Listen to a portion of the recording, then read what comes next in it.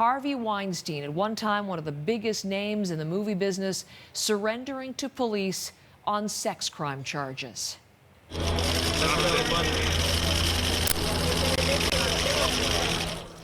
There it was, emerging from that black SUV just before 7:30 local time. You hear the reporter shouting out Harvey, shouting out questions. Nothing in response from him. Blue sweater, blazer, slowly, some people call it lumbering into that police precinct in Lower Manhattan. It was an extreme crowd of reporters and cameras, and our own Stephen D'Souza was right there in that crush. As we look live outside the door, still cameras trained on that entrance. Stephen D'Souza joining me as we keep an eye on the live shot. Tell us about that moment just before 7:30, finally seeing Harvey Weinstein and what's happening there right now.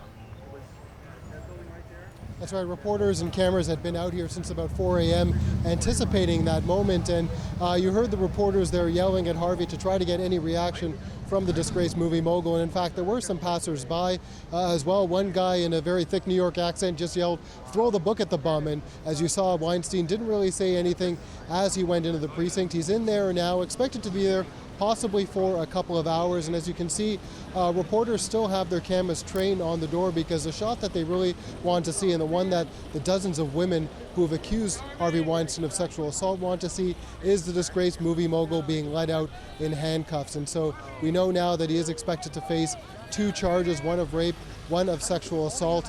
The rape charge, we believe, is from an accuser who has not made her story public.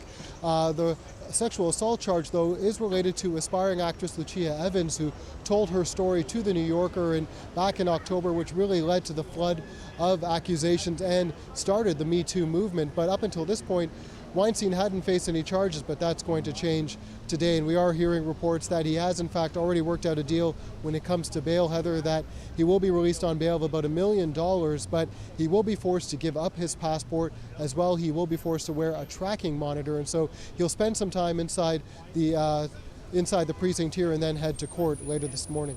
So going to be booked, as they say, and all of those procedural things done.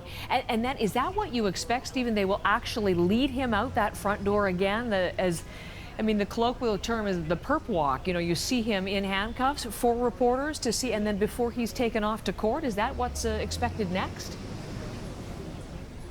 That's at least what all the reporters out here are expecting, and that's why they have their cameras ready to go and train. There are, of course, cameras waiting at the courthouse as well to get the shot of him going in there, and that's where he'll be headed. And that's where we're expected to get more details about the 2 charges. But we also know that while these charges are being laid this morning, that there are still investigations going on. There is a federal investigation going on into whether in committing some of the alleged crimes that Weinstein may have crossed state lines, which would make it a federal case.